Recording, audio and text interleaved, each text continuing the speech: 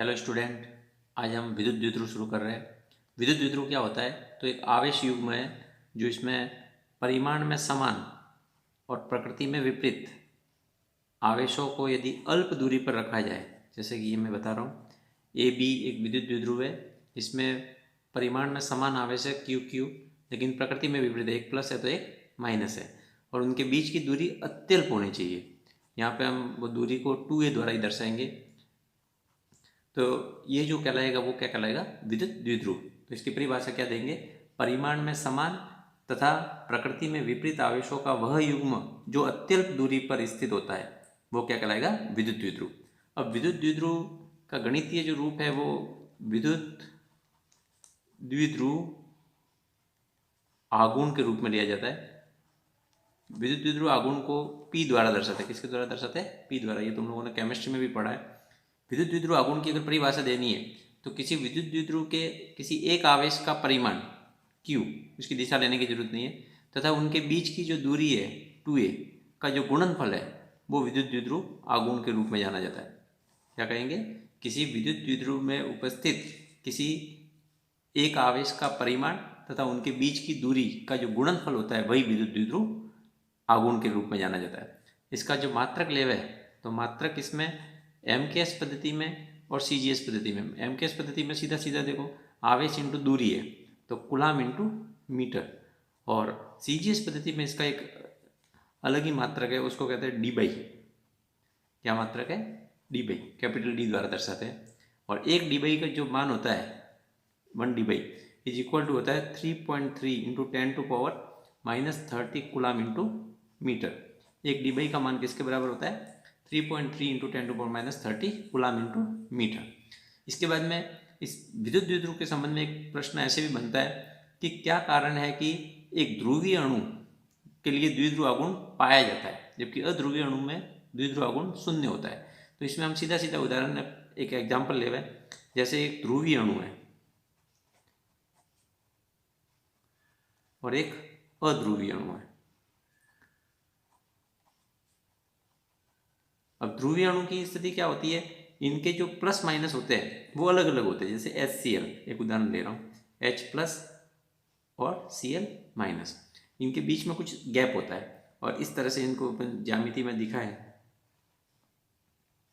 तो यहाँ पे प्लस है और ये माइनस है, तो इनके बीच में कहने का मतलब दूरी होती है, और दूरी होगी तभी द्विध्रुव आघूर्ण बनेगा, क्योंकि दूरी को ही आवेश से गुणा करने पर द्विध्रुव आघूर्ण बनता है। तो कहने मतलब इनके जो धनावेश और ऋणावेश है वो परस्पर संपादित नहीं होते, उनके बीच में कुछ दूरी होती है, इसलिए द्विध्रुव आघूर्ण होगा। इसमें P का मान होगा।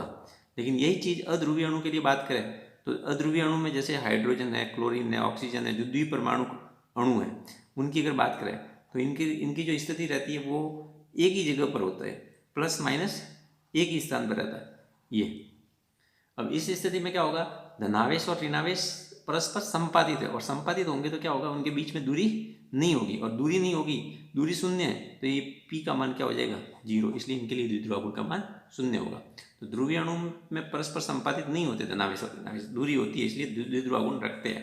लेकिन अध्रुवीय अणु में धनावेश और ऋणावेश परस्पर संपादित होते हैं, यानी एक ही बिंदु पर रहते हैं। इस कारण से इनके बीच में जो दूरी रहती है वो शून्य होती है, इस कारण से इसके लिए द्विध्रुव आघूर्ण का मान शून्य होगा।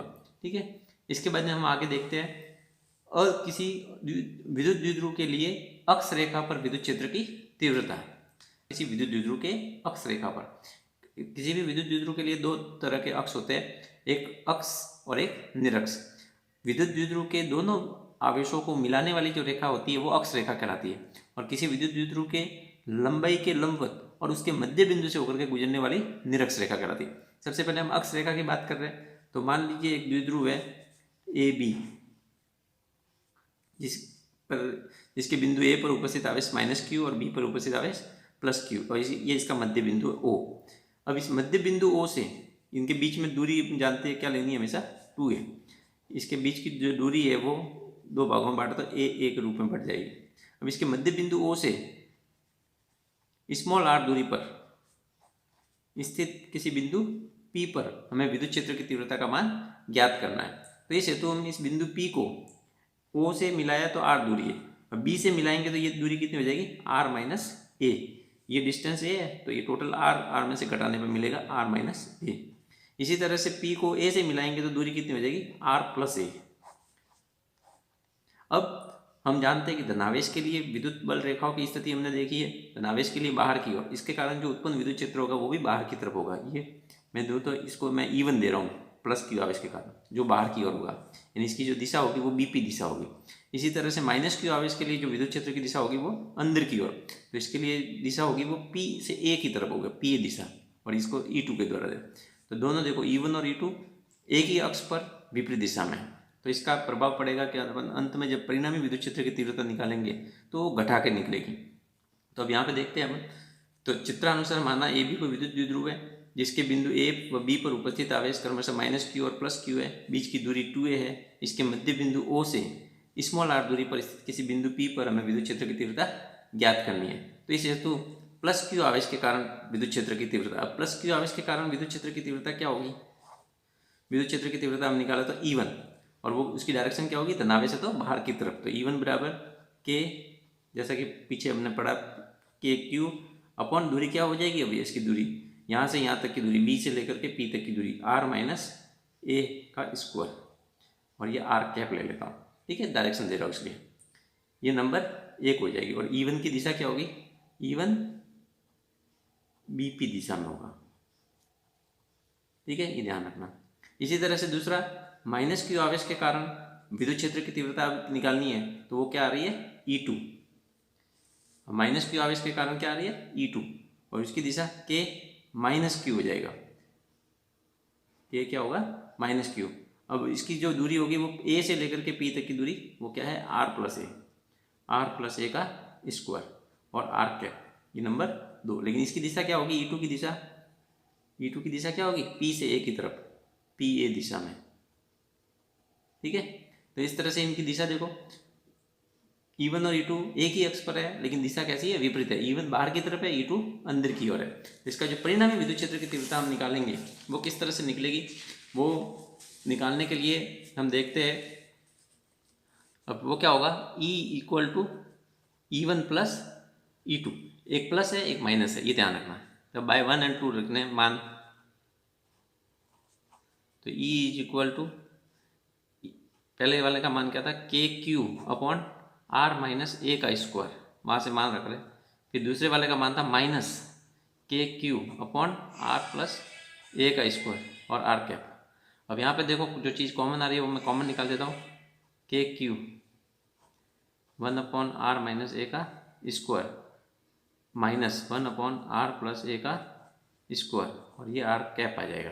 अब यहाँ पे देखो E इक्वल टू के क्यू, ये लसअप ले लो, आर माइनस ए का स्क्वायर आर प्लस ए का स्क्वायर, इधर ये जाएगा आर प्लस ए का स्क्वायर माइनस इधर ये वाला जाएगा आर माइनस ए का स्क्वायर और आर कैप, के क्यू। अब देखिए ये होल स्क्वायर खोल रहा हूँ, तो r square plus a square plus 2RA, इसका होल स्क्वायर खोलेंगे तो बाहर माइनस है तो चिन्ह बदल जाएंगे, minus r square minus a square और प्लस 2RA।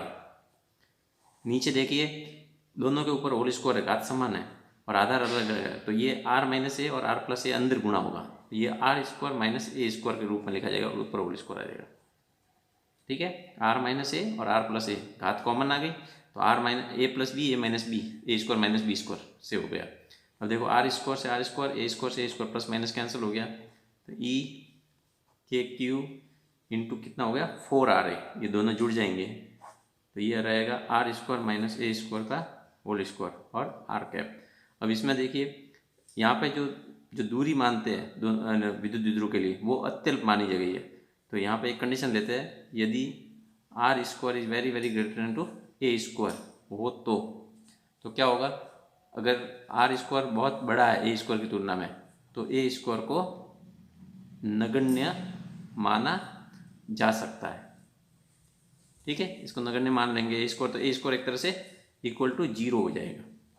अब यहाँ पे मैं इसको विद्युत द्विध्रुव आघूर्ण के रूप में लिखना है तो 2 बाहर निकालता हूँ, Q इंटू 2A, इसको अंदर रख रहा हूँ और एक R को भी बाहर निकाल देता हूँ। इस 4 को के 2 टुकड़े किए, 2 बाहर लिख लिया, 2 इसके साथ में रखा और R को बाहर निकाले, ये और ये देखो आर स्क्वायर माइनस जीरो मैंने बना दिया स्क्वायर को का होल स्क्वायर और ये आर कैप। अब यहाँ पे देखिए क्या रह गया, तो ई क्यू इंटू टू ए अपने क्या है द्विध्रुव आघूर्ण जो कि अपन ने पीछे पढ़ा है क्यू इंटू टू ए। तो यहाँ पे ये आएगा e equal to 2kp upon r की घात कितनी हो जाएगी 4 और ये आर कैप, एक आर से आर कैंसिल हो जाएगा तो घात 3 रह जाएगी। तो e equal to 2kp upon r की घात 3 आर कैप। ये आपके परिणामी विद्युत क्षेत्र की तीव्रता आ जाएगी किस पर, अक्ष पर, किसी विद्युत द्विध्रुव के अक्ष पर स्थित किसी बिंदु पर विद्युत क्षेत्र की तीव्रता ही आ जाएगी। अब इसके बाद ई और आर के बीच में ग्राफ खींचना है, तो ई व आर के बीच ग्राफ कैसे आएगा, व्युत्क्रमानुपाती आर की घात 3 के। तो ये देखिए ये ऊपर ई देना है नीचे आर और ये e is proportional to r की घात 3 1 अपॉन आर की घात 3। तो ये देखिए क्या आएगा गिरता हुआ, ठीक है। तो इस तरह से ये आपके किसी विद्युत द्विध्रुव के लिए अक्ष पर स्थित किसी बिंदु पर विद्युत क्षेत्र की तीव्रता आ जाएगी। ये इसका सदिश रूप ही मैंने निकाला डायरेक्ट, ये ध्यान रखना। इसके बाद जब हम आगे बढ़े तो इसमें एक दूसरी स्थिति है इसकी और वो है किसी विद्युत द्विध्रुव के निरक्ष रेखा पर स्थित किसी बिंदु पर विद्युत क्षेत्र की तीव्रता। जैसे ये किया वैसे सेम में होगा।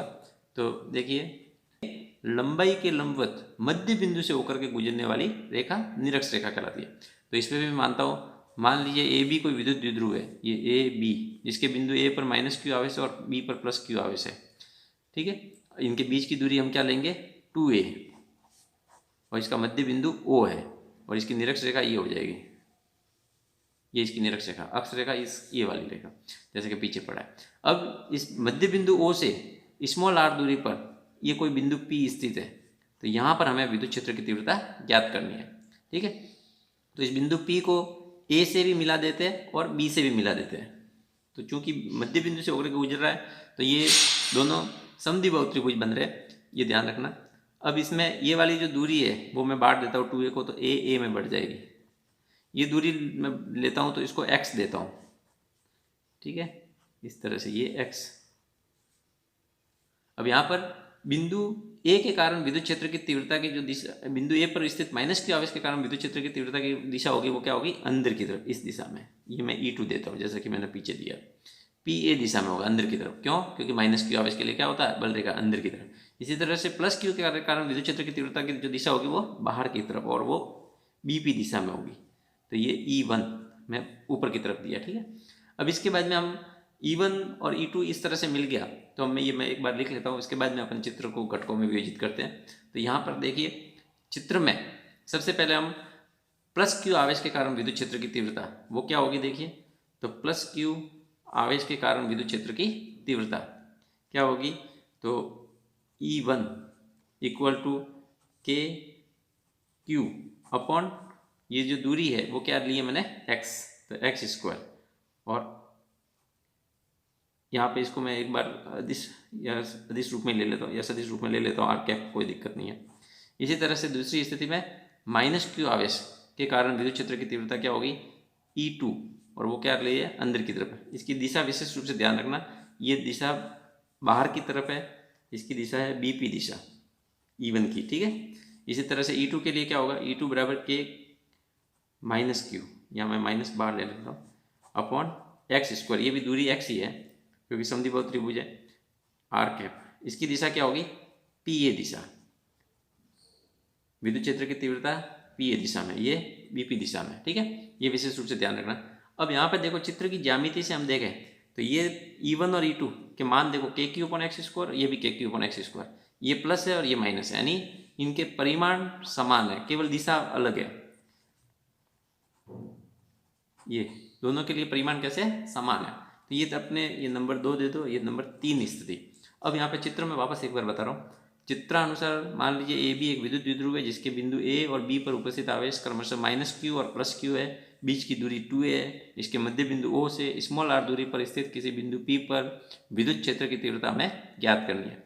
तो प्लस क्यू आवेश के कारण विद्युत क्षेत्र की तीव्रता E1 BP दिशा में, जो मैंने यहाँ निकाली नंबर 1। इसी तरह से माइनस क्यू आवेश के कारण उत्पन्न विद्युत क्षेत्र की तीव्रता E2 जो PA दिशा में, जैसे कि ये मैंने निकाली। अब इन दोनों के परिमाण तो कैसे आ रहे, समान आ रहे। तो मैंने इस तरह से लिए लिए। अब चूंकि E1 और E2 की दिशा दोनों एक लाइन में नहीं है, तो इसको एक लाइन में करने के लिए इसको हम क्या करते हैं, E1 और E2 को घटकों में विभाजित करते हैं। तो यहाँ पर इसको घटकों में विभाजित करने के लिए मान लीजिए ये थीटा कोण है, तो ये भी कितना होगा, थीटा कोण होगा। अब यहाँ पर इस E1 के जो दो घटक होंगे, एक तो ये हो जाएगा और एक ऊपर की तरफ होगा E1 के, ठीक है। तो ये E1 ये वाला घटक थीटा है, तो ये भी थीटा कोण है, संगत कोण। तो यहाँ पे ये जो थीटा वाला जो घटक होता है वो हमेशा अनुदिश घटक होता है और ये कहलाएगा E1 cos थीटा। इसी तरह से ये वाला घटक लंबवत घटक होगा तो E1 sin थीटा, ठीक है। तो E1 cos थीटा और E1 sin थीटा ये दो घटक हो जाएंगे। इसी तरह से E2 के भी दो घटक होंगे। E2 के दो घटक कौन से होंगे, ये वाला देखो एकांतर कोण, ये थीटा हो जाएगा, तो ये E2 cos थीटा, इसके E1 cos थीटा के अनुदिश ही है। इसी तरह से इसका लंबवत घटक इधर 90 डिग्री बन रहा है, तो ये E2 sin थीटा। तो यहाँ पे देखो चित्र में E1 sin theta and E2 sin theta कैसे है, एक ऊपर है एक नीचे है, परिमाण में बराबर दिशा में विपरीत, तो क्या हो जाएंगे, निरस्त हो जाएंगे। क्या हो जाए, परिमाण में बराबर है और दिशा में विपरीत है, इसलिए क्या हो जाएंगे, परस्पर निरस्त हो जाएंगे, यानी इसका कोई योगदान नहीं होगा परिणामी विद्युत क्षेत्र की तीव्रता में।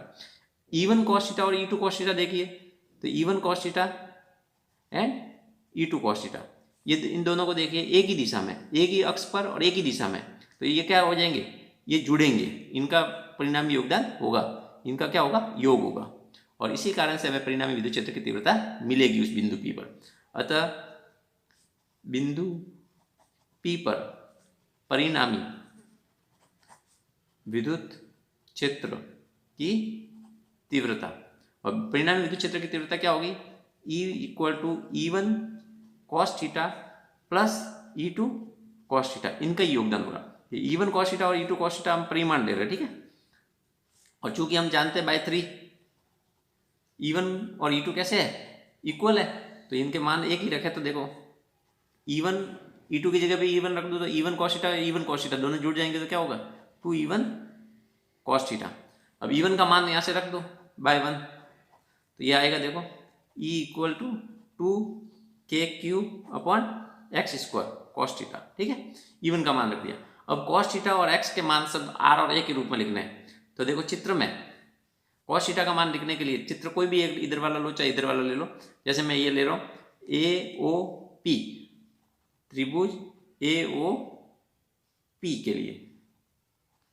अब AOP में देखो cos थीटा बना है, तो cos थीटा क्या होता है, आधार बटे कर्ण, तो आधार बटे कर्ण, cos थीटा बराबर आधार बटे, आधार कितना है a और कर्ण कितना है x, तो यहाँ पे देखिए cos थीटा का मान a बटे x आ गया, ठीक है। एक बार ये मैं मान रख देता हूँ, तो E 2KQ/x और ये नीचे क्या है x² है। अब इसके बाद देखो x का मान लिखना है, तो x का मान अपन त्रिभुज वही ले रहा हूँ AOP में, तो ये देखो आधार, ये लंब और ये कर्ण, तो कर्ण लंब और आधार में संबंध क्या होगा इसी त्रिभुज में, तो कर्ण स्क्वायर x² बराबर आधार स्क्वायर प्लस लंब स्क्वायर, तो x का मान क्या हो जाएगा √a² प्लस r² की घात कितनी 1/2। अब यहाँ पे देखो x कितनी बार है, 3 बार है, ये विशेष रूप से ध्यान रखना। इसको भी मैं 2 को जैसे उसको जमाया था द्विध्रुव आघूर्ण के लिए, तो 2 को a के साथ में भेज देता हूँ q × 2a और ये x³ कर देता हूँ। तो यहाँ पे देखो q × 2a क्या होता है p, और वो क्या होता है द्विध्रुव आघूर्ण q × 2a, p बराबर q × 2a। इसी तरह से x का जो मान है वो a² प्लस r² की घात 1/2, तो ये घात ऑलरेडी 3 है, तो ये कितनी हो जाएगी 3/2 हो जाएगी, ठीक है। देखिए कैसे, अब यहाँ पे देखो E K और ये P रह जाएगा और नीचे क्या हो जाएगा r² प्लस a² की घात कितनी आ जाएगी 3/2। अब वही कंडीशन जैसे उसमें माना था, क्योंकि ये भी द्विध्रुव है, और द्विध्रुव की क्या विशेषता होती है, विद्युत द्विध्रुव के लिए क्या होता है, ये उनके बीच की दूरी अत्यल्प होती है, तो यहाँ पे भी वही कंडीशन लेते हैं, यदि r² is very very greater than to a² हो तो क्या हो जाएगा, a² को नगण्य मान सकते हैं, नगण्य माना जा सकता था, a² लगभग क्या हो जाएगा 0, और a² 0 लेते ही क्या हो जाएगा, ये r कैप में साथ में चलाता हूँ, सदिश रूप ले रहा हूँ इसलिए, ठीक है, r कैप, तो ये क्या आएगा E KP/r की घात 2 से 2 कट जाएगा, r² प्लस 0 की घात 3/2 2 और ये आर कैप, तो 2 से 2 घात कट जाएगी, तो घात कितनी रह जाएगी? 3 रह जाएगी। देखिए वो कैसे रहेगी, इसको अपन देखते हैं। तो ये क्या आएगा फॉर्मूले में, ई के पी अपॉन आर की घात 3 और आर कैप, ये रह जाएगा, ये इसका सदिश रूप हो जाएगा। अब इसमें और इसमें एक संबंध देखिए, ये आपके निरक्ष के लिए है, ठीक है, और अक्ष के लिए अपन ने निकाला था वो क्या था, ई अक्ष, जैसा कि मैं यही बता देता हूँ, 2kp अपॉन आर क्यूब था पिछले वाला। तो ये देखिए अक्ष और निरक्ष में क्या संबंध आ रहा है, तो ये जो kp upon r cube r cap है, ये किसके बराबर, ई निरक्ष। तो ई अक्ष का जो मान होता है वो ई निरक्ष का कितना होता है, दुगुना होता है, ठीक है। ई अक्ष पर जो विद्युत क्षेत्र की तीव्रता होती है वो निरक्ष की क्या होती है, दुगुनी होती है। ये रिलेशन न्यूमेरिकल्स में भी काम आएगा कि निरक्ष का मान दे रखा है विद्युत, और तो अक्ष का निकालना हो तो अपन निकाल सकते हैं, या अक्ष का दे रखा हो निरक्ष का निकालना हो तो निकाल सकते हैं। इसके लिए भी ग्राफ सेम आएगा, ई व आर के बीच ग्राफ, तो देखिए कैसे आता है, सेम इसी तरह से घटता हुआ, E is proportional to 1/r³ है, ठीक है। तो इस तरह से ये निरक्ष पर विद्युत क्षेत्र की तीव्रता हो जाएगा। हम आगे नेक्स्ट वीडियो में पढ़ेंगे। Thank you. आगे हम पढ़ रहे हैं एक समान विद्युत क्षेत्र में स्थित किसी विद्युत द्विध्रुव के लिए बल आघूर्ण, और बल आघूर्ण को किसके द्वारा दर्शाते हैं, टॉ, किसके द्वारा, ये टॉ का सिंबल है, बल आघूर्ण आपने पढ़ा है 11th में। अब एक समान विद्युत क्षेत्र है, तो देखिए ये एक समान विद्युत क्षेत्र है, मान लीजिए कोई एक समान विद्युत क्षेत्र ई है, ये जैसे मैं चित्र बना रहा हूँ, ये अंतिम टॉपिक है इसका, और ये ई विद्युत क्षेत्र में कोई द्विध्रुव है, ये द्विध्रुव है, जिस ए बी क्या है, ए बी, इसके बिंदु ए पर -q आवेश है और बी पर +q आवेश है। यहाँ पर जो बल लगेगा इस विद्युत द्विध्रुव के +q पर, वो विद्युत क्षेत्र की दिशा में है, ठीक है। F बराबर QE, विद्युत क्षेत्र की दिशा में बल लगेगा, F बराबर QE। इसी तरह से हमने फॉर्मूला पढ़ा है विद्युत क्षेत्र की तीव्रता वाला, वही फॉर्मूले से लग रहा है बल, E बराबर क्या था, F अपॉन Q0, तो F बराबर क्या हो जाएगा, Q0 इंटू E, तो यहाँ पे Q ले रहे तो Q, तो ये F इक्वल टू QE, ये विद्युत क्षेत्र की दिशा में क्या लगेगा, विद्युत क्षेत्र की दिशा में, दिशा E की, ठीक है। इसी तरह से दूसरा जो यहाँ -q आवेश पर जो बल लगेगा वो विद्युत क्षेत्र के विपरीत दिशा में, F बराबर -QE, ठीक है। अब यहाँ ये देखो F बराबर -QE, ये क्या होगा, विपरीत दिशा किसकी, E की, ये दिशा में लगेगा और ये विपरीत दिशा में। अब ये दोनों चीजें, अब एक दिमाग में लाओ कोई चीज, जैसे इस तरह से है, एक इस तरह से बल लग रहा है, एक इधर से बल लग रहा है, तो इसमें क्या होगा, एक इधर बल लग रहा है, एक इधर खींच रहा है, तो क्या होगा, इसमें आघूर्ण उत्पन्न होगा, क्या उत्पन्न होगा, आघूर्ण, और इस आघूर्ण के कारण जो उत्पन्न होगा वही बल आघूर्ण कहलाएगा। तो एक दोनों बल आपस में मिलकर के एक बल युग्म का निर्माण कर रहा है, और इस बल युग्म क्या उत्पन्न करेगा, बल आघूर्ण, जिसके कारण उसमें घूर्णन उत्पन्न होगा। तो उत्पन्न जो बल आघूर्ण होगा, मतलब बल आघूर्ण का जो मान होता है वो तुमने पढ़ा ही है, बल आघूर्ण बराबर होता है बल इंटू आघूर्ण भुजा। अब बल आघूर्ण का निर्माण करना तो आघूर्ण भुजा ये होगी जिसके सापेक्ष इसमें घूर्णन उत्पन्न हो रहा है, इसको मैं इस तरह से नामांकित करता हूँ BC, ये बिंदु C। तो बल आघूर्ण क्या होगा, टॉ, बल क्या है F, और आघूर्ण भुजा क्या है BC। ये आपके 90 डिग्री है, ये मान लीजिए कोण थीटा है जो विद्युत क्षेत्र के साथ में बना कोण है। तो इस स्थिति में देखो F का मान क्या रखें, Q इंटू E, इन दोनों में से कोई भी एक रखें, दिशा की कोई आवश्यकता नहीं है। टॉ बराबर क्या होगा, QE। BC का मान निकालने के लिए हम चित्र में त्रिभुज ABC में क्या लेंगे, देखो ABC में हमने क्या आएगा, साइन थीटा ले लेंगे, क्योंकि ये लंब है BC, इसलिए साइन थीटा लेंगे ताकि BC आ जाए उसमें। तो साइन थीटा ले रहे हैं, तो देखो लंब BC बटे आधार, सॉरी BC लंब बटे कर्ण, साइन थीटा बराबर क्या होता है, लंब बटे कर्ण, तो BC बटे AB। अब यहाँ पे देखो जो ये AB द्विध्रुव है, इसके लिए हम दूरी क्या ले रहे थे, 2a, तो ये AB जो दूरी होगी वो क्या हो जाएगी, 2a। तो ये साइन थीटा बराबर BC अपॉन 2a, तो ये BC को क्या लिखेंगे, BC 2a को इधर भेजेंगे तो 2a साइन थीटा, तो ये BC का मान, तो टॉ बराबर F का मान कितना है, QE, और ये कितना है 2a साइन थीटा। अब ने पहले से पढ़ा है कि विद्युत द्विध्रुव आघूर्ण बनाना है, तो Q इंटू 2A को पास में ले आता हूँ जैसे कि पहले पढ़ा है।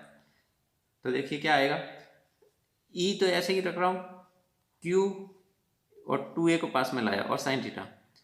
यहाँ पे Q इंटू 2A क्या होगा, द्विध्रुव आघूर्ण P बराबर Q इंटू 2A, ये वाला मान रखे तो टॉ बराबर क्या होगा, टॉ बराबर क्या आएगा, ये मैं पहले लेना पड़ेगा, P E और साइन थीटा। ठीक है, तो इसका सदिश रूप लिखे, साइन थीटा आता है तो क्रॉस गुणा, कॉस थीटा आता है तो डॉट गुणा। तो सदिश रूप इसका किस तरह से लिखा जाएगा, टॉ बराबर P क्रॉस E। ध्यान रखना टॉ बराबर क्या होगा, P क्रॉस E। अब इसको दो रूप में हम लिख सकते हैं, जब थीटा बराबर 0 डिग्री हो, जब थीटा बराबर 90 डिग्री हो, यानी द्विध्रुव उस विद्युत क्षेत्र के अनुदिश हो और विद्युत क्षेत्र के लंबवत हो। जैसे मैं यही पे कर लेता हूँ, यदि ये विभिन्न स्थितियां लिख ले रहा हूँ, विभिन्न स्थितियां। तो यदि पहली कंडीशन ले रहा हूँ, यदि थीटा इक्वल टू 0 डिग्री हो तो क्या हो जाएगा, इसको मैं ले रहा हूँ बाय 1, तो साइन थीटा साइन 0, साइन 0 किसके बराबर होगा 0, तो बाय 1 यहाँ से मान रखेंगे, साइन 0 का मान तो कितना होगा 0, तो ये टॉ बराबर कितना होगा 0। यानी अगर विद्युत द्विध्रुव आपका विद्युत क्षेत्र के अनुदिश है तो उत्पन्न बल आघूर्ण क्या होगा, शून्य। वो कोई किसी, क्योंकि दोनों बल परिमाण में बराबर दिशा में विपरीत हो जाएंगे, इसलिए उस पर कोई काम नहीं होगा, नहीं उसमें आघूर्ण उत्पन्न नहीं हो सकता। दूसरी कंडीशन ले रहा हूँ, यदि theta is equal to 90 degree हो तो क्या होगा, साइन थीटा बराबर साइन 90 इक्वल टू 1, तो बाय 1 यहाँ पे इसमें मान रखेंगे तो टॉ बराबर क्या आएगा PE। तो इस स्थिति में बल आघूर्ण क्या होगा, अधिकतम। ये तो न्यूनतम और ये अधिकतम, ये ध्यान रखना। अगर अनुदिश है तो न्यूनतम और लंबवत है तो अधिकतम, अनुदिश है तो 0 और लंबवत है तो अधिकतम बल आघूर्ण होगा। Thank you.